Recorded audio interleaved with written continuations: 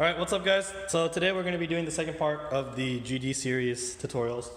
What I have here is an uncut panel with all the lenses popped off. And what we're going to do is show you how to do the clearancing necessary for getting the panel to sit correctly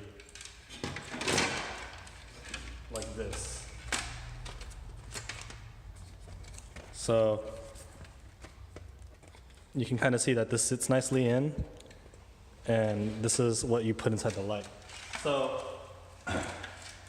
really quick, this is kind of what the finished product will look like, and it's ready to obviously clean up and paint. But what you're going to do is, for this light, you can kind of see in this angle that these circles protrude out, and this circle actually protrudes out between this frame and this frame. And you're going to want to cut out here as well, this line. So this is the kind of the finished product. So this got cut off, this entire section got cut off, here got cut off, and here got cut off. The only special notes is this frame part, so this lip is going to be visible from the outside, so make sure you don't hit it and damage it. And also, if you look on the back, there are 4 screw points, so here, here, here, and here.